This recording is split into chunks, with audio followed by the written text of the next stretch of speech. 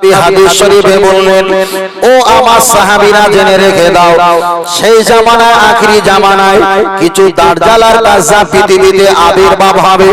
ইয়াকুনা কুমবিল হাদিসি, তবে এমন এমন হাদিসের কথা তোমাদের শোনাবে, বিমালাম তাসমাউ, যা তোমরা এর আগে কখনো সেই হাদিসের কথা শোনোনি।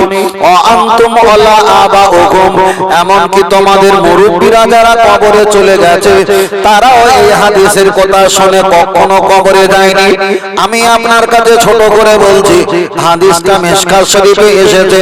রাসূল আমার বলেছেন, লা তাকুমুস সাআ হাত্তা লা ইউকালা ফিল আরদি আল্লাহু আল্লাহ। সেই জামানায় আখিরি জামানায় ফিল আরদা, জমিনের উপরে যদি একজন আল্লাহ আল্লাহ বলনেওয়ালা থাকে, আমার আল্লাহ তাম পৃথিবীটা হেফাজত করে রেখে দেবেন।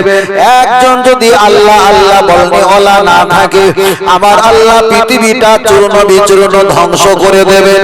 নবী আমার ওই হাদিসের সঙ্গে আর একটা হাদিস বলেছেন, লা তাকুমুস সাআ, আল্লাহ অতদিন পর্যন্ত কিয়ামত দেবে না যতদিন না পর্যন্ত এক শ্রেণীর মুসলমান ঈমানদারেরা দলে দলে দলে দলে দেব দেবী পূজা করে বেঈমান কাফের যতদিন না হবে ততদিন পর্যন্ত আমার আল্লাহ কিয়ামত দেবে না।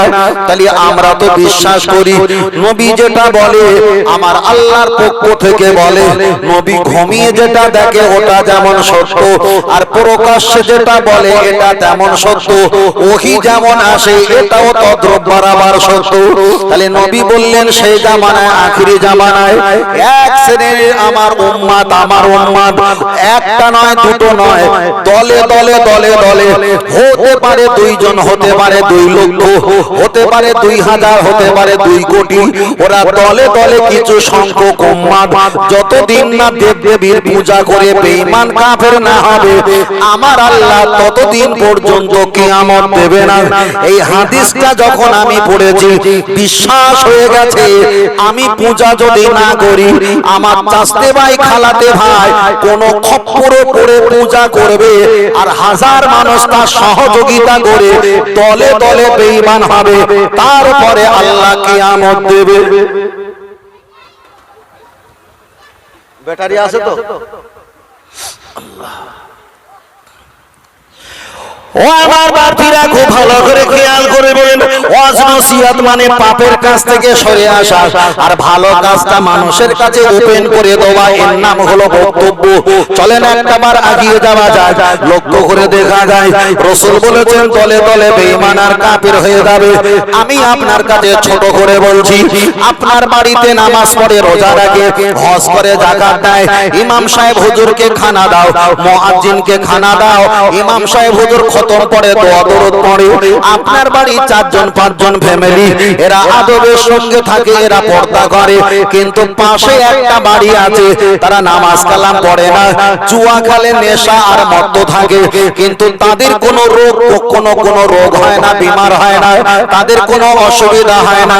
আপনি এত ইবাদত করেন, আপনার প্রতি আল্লাহ রোগ শোক শুধু জড়িয়ে রেখে দিয়েছে। হুজুর আমার একটা কিতাব লিখেছেন, কিতাবটার নাম হলো কলেমাতুল কুফর। কোন নামাজি যদি একবার বলে আল্লাহ আমরা তো আপনাকে এত ডাকি, এত ইবাদত করি, কিন্তু পাশের বাড়ি যিনি আছে ইনি হারাম কাজ করে, আল্লাহ আপনাকে ডাকে না, রোগ ব্যাধি আপনি তাদেরকে না দিয়ে আমাদেরকে আপনি কেন দাও? আল্লাহ আপনি কি তাদের দেখতে পাও না? আল্লাহ কি তুমি দেখতে পাও না? আল্লাহ চোখ তুলে কটাক্ষ করার বিনিময়ে ওই ব্যক্তিটা বেঈমান আর কাফের হয়ে যাবে।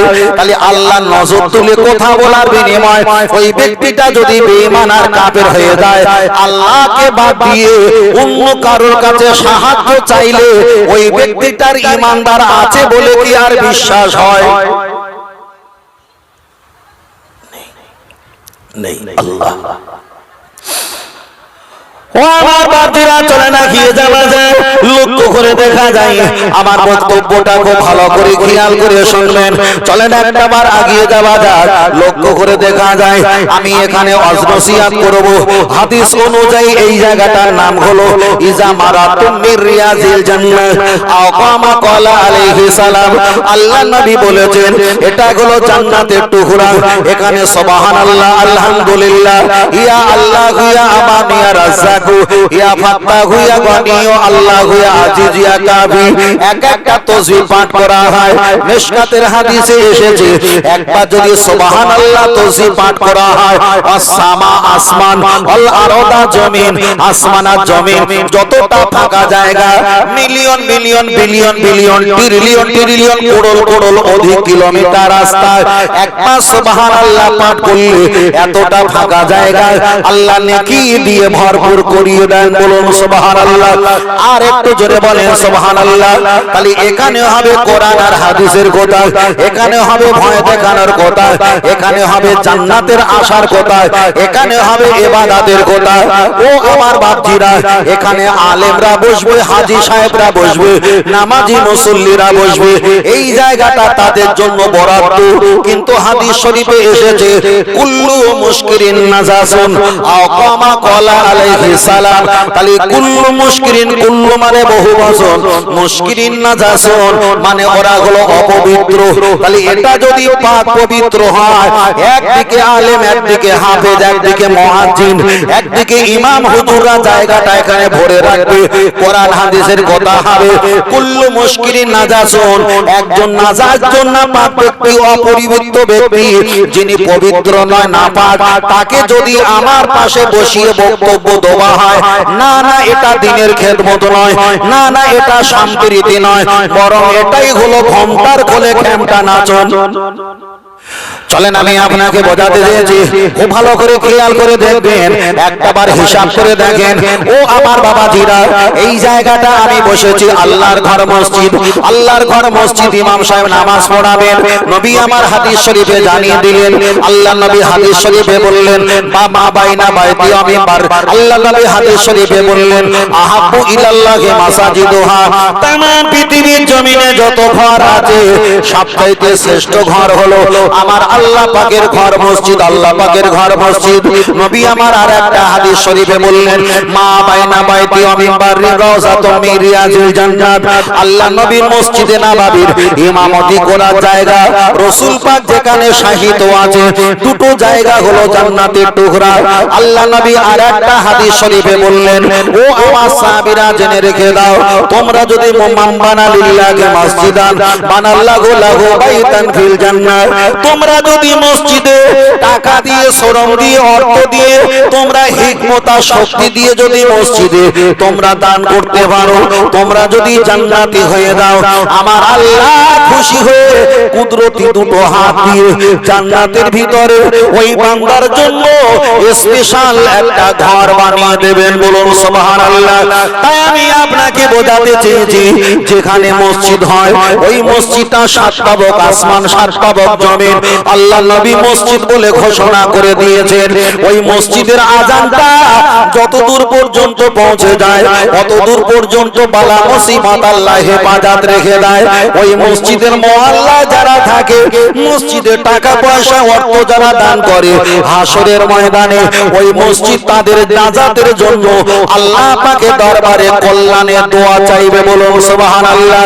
তাই আমি আপনাকে বোঝাতে চেয়েছি তাহলে মসজিদ হলো আল্লাহর ঘর কিন্তু সমাজের দিকে তাকিয়ে দেখো মসজিদ আল্লাহর ঘর বটে কিন্তু ওই মসজিদটা দুনিয়ার মানুষ নিজের স্বার্থে ব্যবহার করে কোরআন হাদিসের আলোচনা না করে একজনকে দাঁড় করিয়ে মানুষের কাছে পরিচয় করে দিতে চেয়েছে খুলে আমি বলছি না তাহলে আল্লাহর ঘর আছে দুনিয়ার মানুষের মুখে মুখে কিন্তু আল্লাহর খাতা ওটা পার্টি অফিস বলে প্রমাণ হয়েছে ঠিক না বেটি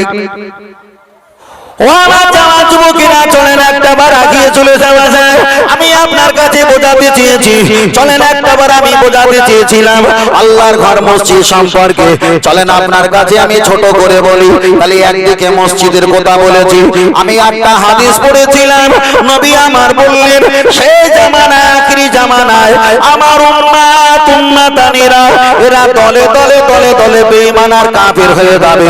তাই আমার বড় ভয় হয় আমরা কাফের হয়ে যাই কিনা, আমাদের বড় ভয় হয়। তাই আমি আপনাকে একটা কথা বারবার বোঝাতে চেয়েছি, আজকের মাথা টুপি নেই, আগামী দিন হয়তো মাথা টুপি আসতে পারে। আজকের মুখে দাড়ি নেই, আগামী দিন হয়তো মুখে দাড়ি আসতে পারে। আজকের জুব্বা নেই, আগামী দিন হয়তো জুব্বা পড়তে পারেন।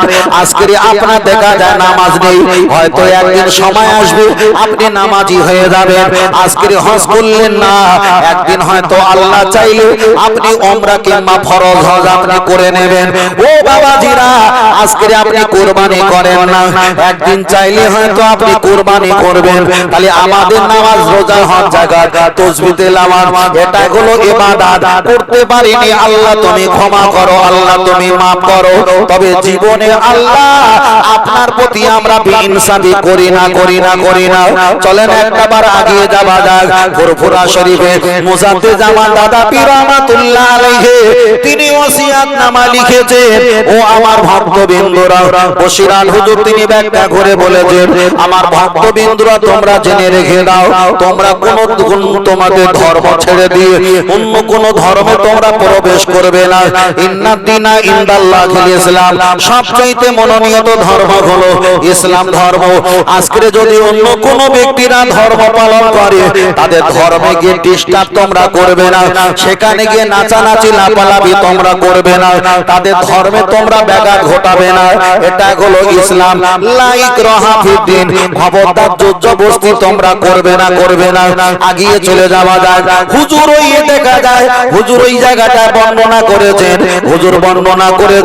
হুজুর বলেছেন বাবা শুনে রেখে দাও, তোমরা ওদের পদে ওদের ধর্ম উৎসব কেন্দ্র করে তোমরা চটপটি বিক্রি করবে না, তোমরা আটা বিক্রি করবে না, তোমরা লেবু বিক্রি করবে না, তোমরা পেঁয়াজি চপ পাঁপড় ঘুগনি বিক্রি করবে না, তোমরা আপেল লেবু সবেদা বিক্রি করবে না। তাহলে ওদের ধর্ম পন্ডলে ঢোকা তো দূরের কথা, এইগুলো বিক্রি করা হুজুর তিনি বলেছেন এগুলো হারাম, এগুলো চলবে না। চলেন আপনার কাছে আর একটা বার আগিয়ে যায়। এক সময় নবী আমার দাঁড়িয়ে আছেন, কিছু বেঈমান কাফের আল্লাহর নবীর কাছে এসে বললেন, ও মুহাম্মদ সাল্লাল্লাহু আলাইহি ওয়াসাল্লাম, আমাদের এলাকায় অশান্তি হয়, তুমি আমাদের গির্জায় 6 মাস নামাজ পড়ে 6 মাস পুজো করে দেবে। মসজিদে নববীতে গিয়ে আমরা 6 মাস নামাজ পড়ে দেব, তুমি আমার গির্জায় এসে 6 মাস পুজো করে দেবে, এলাকায় শান্তিতে বজায় থাকবে। আল্লাহর নবী বললেন বিষয়টা আমি আজকে বলবো না, আগামী কালকে বলবো। সকাল হয়ে গেছে, নবী দরবারে গিয়ে দরজায় আওয়াজ দেয়, ও মুহাম্মদ সাল্লাল্লাহু আলাইহি ওয়াসাল্লাম তুমি বার হও, তুমি বলেছিলেন আগামী কালকে বলবো। বলেন তুমি আমাদের গির্জায় গিয়ে 6 মাস তুমি পুজো করে দেবে, আমরা তোমার মসজিদে গিয়ে 6 মাস নামাজ পড়ে দেব, আমাদের এলাকা শান্তি বজায় থাকবে। আমার আল্লাহর কোরআন নাজিল হয়ে গেল, ও মুহাম্মদ সাল্লাল্লাহু আলাইহি ওয়াসাল্লাম তুমি ওদেরকে বলে দাও, কুলিয়া আইয়ুহাল কাফিরুন, হে কাফেররা তোমরা জেনে রেখে দাও, লা আবুদু মা তাবুদুন, তোমরা যার ইবাদত করো, তোমরা যাকে স্রষ্টা বলে মানো, আমি রাসূল তার ইবাদত করি না, তাকে আমি স্রষ্টা বলে মানি না। লাকুম দীনুকুম ওয়ালিয়া দীন, তোমাদের ধর্ম তোমাদের জায়গায় করো, আমার ধর্ম আমার জায়গায় করব। তাহলে যে নবী তামাম পৃথিবীর শ্রেষ্ঠ নবী, যে নবী তামাম পৃথিবীর শ্রেষ্ঠ, সেই নবীর দিকে তাকিয়ে বলা হয়েছে আনা আউয়ালু শাফিঈন, যে নবী আমাদের সুপারিশ করবে, যে নবী বলেছেন আনা বুইস্তু মুআল্লিমান, যে নবী হলো আমাদের শিক্ষক, সেই নবীকে অফার দেওয়া হয়েছিল তুমি আমাদের গির্জায় 6 মাস পুজো করবে, আমরা তোমার মসজিদে 6 মাস নামাজ পড়ে দেবো, এলাকা শান্তিতে থাকবে। আমার আল্লাহ কোরআন নাজিল করলেন সূরা কাফিরুন, মুহাম্মদ তুমি ওদের খপ্পরে পড়বে না, তোমার জানও যাবে, ঈমান যাবে, ধর্ম যাবে। আমার নবী ওটাকে বানচাল করে দিয়ে বললেন তোমাদের ধর্ম তোমার জায়গায় করো, আমার ধর্ম আমার জায়গায় করো।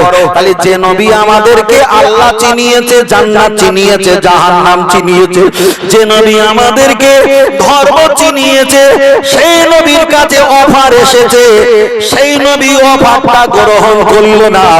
আর এ জামানায় কোন ব্যক্তিকে যদি বলা হয় তুমি চলো আমার প্যান্ডেলে, আমি যাব তোমার প্যান্ডেলে, মাথা টুপি দিয়ে তার মুখে দাঁড়িয়ে রেখে হুজুর গুলো র‍্যাম র‍্যাম করে চলে। তাই আমি বারবার করে বলছি, পৃথিবীর ইসলামকে ক্ষতি করার জন্য কাফেররা যতটা না ক্ষতি করেছে, সব চাইতে ক্ষতি করেছে এই টুপিওয়ালা দাড়িওয়ালা মুসলমান নামীয় ব্যক্তি, মুসলমান নামীয় ব্যক্তি। তাই আমি বারবার করে বলছি, এমন একটা দিন আসবে বেঁচে থাকার চাইতে মরে যাওয়াটা কল্যাণ হবে। হাদিস শরীফে এসেছে, এবার 10 বছর পরে আপনাদের আর আমারও মনে হবে আল্লাহ বেঁচে থাকার চাইতে মরে যাওয়াটা আমাদের জন্য কল্যাণ।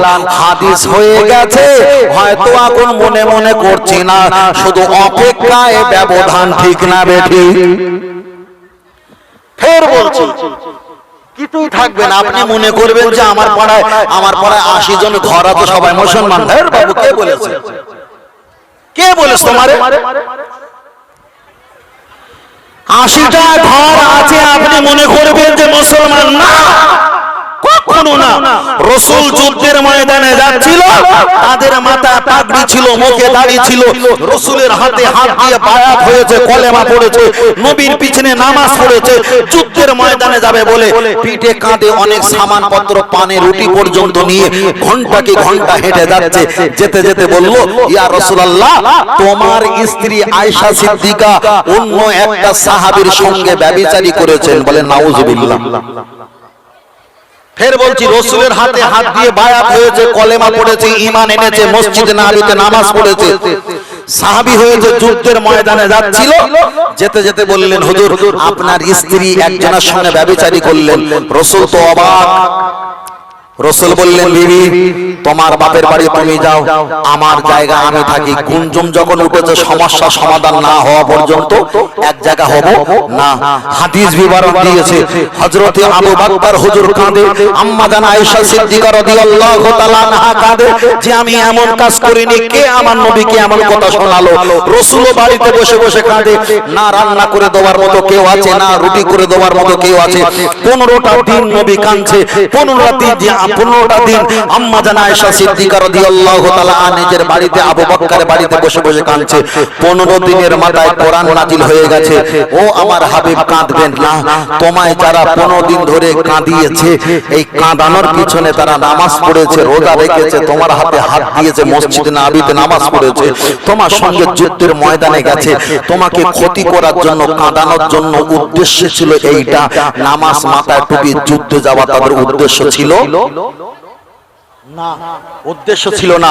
খালি রাসূলের সাহাবাদের ভিতরে কিছু মুনাফিক যদি রাসূলকে আর রাসূলের স্ত্রীকে যদি ব্যভিচারিণী কেস দেয়, মিথ্যা কথা বলে, আর আমাদের পাড়া তো 80টা গেরা, 80টা পাড়া, 80টা ঘর আছে, 80টা পরিবার আছে, 150টা পরিবার আছে, 300 পরিবার আছে।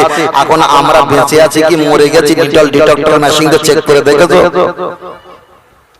দেখলে কিছুই পাওয়া যাবে না। গরুর গোশত খাই, নারায় তাকবীর বলি, আল্লাহু আকবার, মসজিদে হিসাবে দান করি, মাইনের টাকাতেই এই, কিন্তু হিসাব যদি পাওয়া যায়। রাসূল বলেছেন, রাতের বেলা ঈমানদার হবে, সকাল না হতে হতে বেঈমান হবে। হাদিস শুনেছেন না হুজুরদের মুখে? রাতের বেলা ঈমানদার হবে, সকাল না হতে হতে বেঈমান হবে। এখন আমি বলেছি, বাবা এইগুলো করলে ঈমান থাকবে না। রাতের বেলা আমরা শুনেছি, সকাল বেলা চায়ের দোকানে খেতে খেতে বললাম 24 পরগনা সুন্দরবন থেকে মফিজুল ইসলাম বলেছে এই কাজগুলো ঈমান থাকবে না। তখন বলল, হুজুর কত কি বলে, সব বাদ দাও দিন। রাতের বেলা ঈমানদার ছিল, সকাল বেলা হাদিসটাকে অস্বীকার করে বেঈমান হয়েছে না হয়নি? হয়েছে না হয়নি?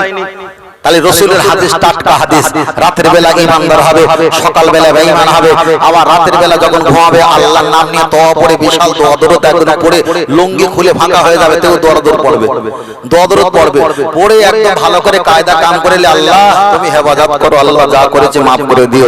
আল্লাহ বলে, ঠিক আছে, চিটিং বাস, চোর হলেও ধর্মের জ্ঞান আছে, বুঝেন না? চোর হলেও ধর্মের জ্ঞান আছে, লে তুই ঈমানদার হয়ে গেলে। হাদিস বিবরণ, ঈমানদার হয়ে গেছে, সকাল বেলা হয়ে গেছে। বলে এই দেখ ও ধর্ম কর্ম দেখলি হবে না, এখন দেশ দেখতে হবে, দেশ যেদিকে গরম সেই দিকে সাদা ধরতে হবে। ও ফের হয়ে গেছে বেঈমান। এইবার যদি দিনের বেলা মারা যায় বেঈমান অবস্থা মারা গেছে, বেঈমান অবস্থা মারা গেছে। দুনিয়ার মানুষ বলবে লা ইয়াবকা মিনাল ইসলামি ইল্লা ইসমু, দুনিয়ার মানুষ বলবে ও তো অমুক জনের ইমাম সাহেবের ভাইপো, ও তো ইমাম সাহেবের চাচার ছেলে। দুনিয়ার মানুষ বলে মুসলমান, কিন্তু আল্লাহর খাতায় বেঈমান লেখা। তার জন্য দোয়া করো, দোয়া খায়ের কবর সরসন যা করো ঘোড়া কিচ্ছু হবে না। কেমন ভেলিগুড়ের পানি কোন ক্যান্সার রোগীকে খাওয়ালে জীবনে রোগও সারবে না, রোগীও মারা যাবে না, শুধু বোতল বোতল খাবিয়ে পেটটা মোটা করা হবে। আল্লাহর কাছে দোয়া চাই, আল্লাহ আমাদের সকলকে যেন হেফাজত করেন, বলুন আল্লাহুম্মা আমিন। আর একটু সকলে বলেন আল্লাহুম্মা আমিন। এই বাবু এই তিনটে হুজুর এক জায়গায় বসেছে, দেখেন এই তিন হুজুর একটু আলাদা আলাদা বসো। তোমরা সেখান থেকে মারপিট করছো। আবার এই মেজে হুজুরটা খুব বদমাশ, এটা একটু সরিয়ে নাও, ও খুব খেতে দেখেছো। হ্যাঁ ও নেই পাশায় গোস্ত, ওর আবার একটু ঝাঁঝ বেশি। আবার সরে এসে দেখি দরুদ শরীফ আল্লাহুম্মা,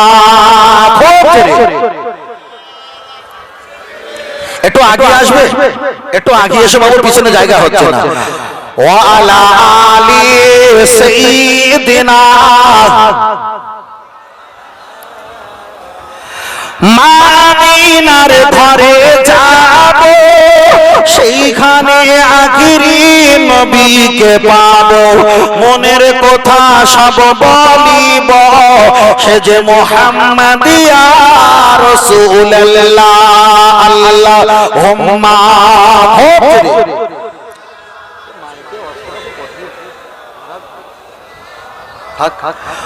ওয়া আলা আলি সাইয়্যিদিনা। এটা তাকবীর দেন, নারে তাকবীর। আর এটা জোরে দেন, নারে তাকবীর। আরে বাবা 4 তারিখে তাকবীর হবে তো জোরে, তার আগে দিয়ে নেই। আর এটা তাকবীর দেন, নারে তাকবীর। আহলে সুন্নাত ওয়াল জামাত বলেন জিন্দাবাদ। আহলে সুন্নাত ওয়াল জামাত, মক্কা মদিনা শরীফ, আল কোরআনের আলো, আল হাদিসের আলো, নারে তাকবীর। আল্লাহ আমাদের কবুল করেন, বলেন আমিন। আর একটু জোরে হবে না? তবে ফের বলছি সাবধানে থাকেন।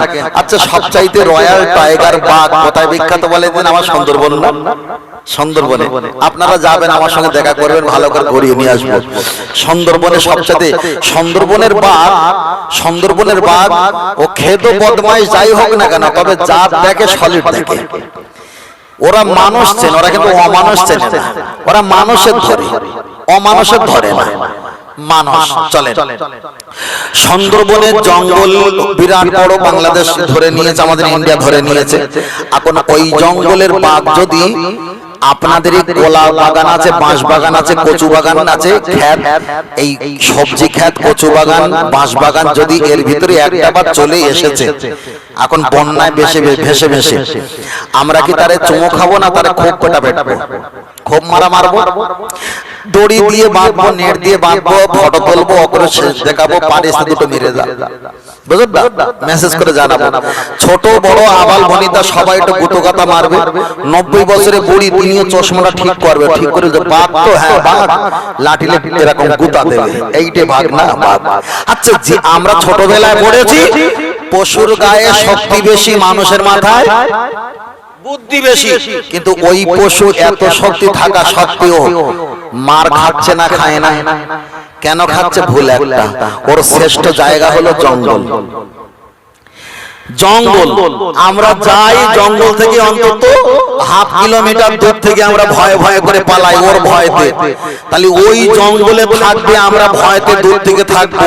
কিন্তু নিজের জন্মভূমি জঙ্গল ছেড়ে দিয়ে, মাতৃভূমি পিতৃভূমি বাসস্থান ছেড়ে দিয়ে যখন লোকের আখ বাগানে, বাঁশ বাগানে, কচু বাগানে, খেতে যখন ঢুকে গেছে, জাল ঘেরাও করে ছোট বড় বৃদ্ধা আবালের কাছে মার খেতে হবে না? হবে না? আমাদের শ্রেষ্ঠ ঘর হলো কোনটা? আল্লাহর ঘর। শ্রেষ্ঠ জন্মভূমি কোনটা? হলো ইন্নাদ দীনা ইনদাল্লাহিল ইসলাম। আমরা জন্ম হয়েছি ইসলাম ধর্মতে, আমাদের মা পূর্বপুরুষ। এখন যদি এই জঙ্গলটা যদি শ্রেষ্ঠ হয়, তাহলে শ্রেষ্ঠ জঙ্গল থেকে বাঘ যদি পরের জঙ্গলে যদি মাথা ঢুকিয়ে দেয়, মার যেমন খাবে হাজার শক্তি থাকা সত্ত্বেও, মুসলমান কিন্তু নিজের ধর্ম, নিজের মসজিদ, নিজের জায়গা থেকে ত্যাগ করে পরের জায়গায় গিয়ে যখন নারকেল ভাঙবে আর ফিতে কাটাবে আর যখন লাগাবে, ও হারাম করতে এমনি তো জুতোর বাড়ি খাবে না? খাবে না? খাবে না? খাবে না? ও তো খাবে, ও তো শনি আর মঙ্গল। ফের বলছি, আগে বলেছিলাম আর একবার বলছি, কোন বংশ দেখে, কোন রক্ত দেখে, কোন দাড়ি দেখে, টুপি দেখে, নামাজ থেকে পাগল হলে হবে না। যদি একটা মত ধরো, যদি নামাজ রোজা দাড়ি টুপি কিছু না থাকে, তার ভিতরে যদি আল্লাহর মুহাম্মদ সাল্লাল্লাহু আলাইহি ওয়াসাল্লামের ভালোবাসার ভয় থাকে, আমি তার পা ধুয়ে পানি খাবো। কিন্তু কোন ভেষধারী, দাড়িওয়ালা, টুপিওয়ালা, বংশওয়ালা ধোঁকাবাজকে কখনো আমি ভিটে জায়গা দেবো না, ভিটে জায়গা দেবো না। কেন? আমার ঈমান জড়িয়ে আছে, ঠিক না বেটি?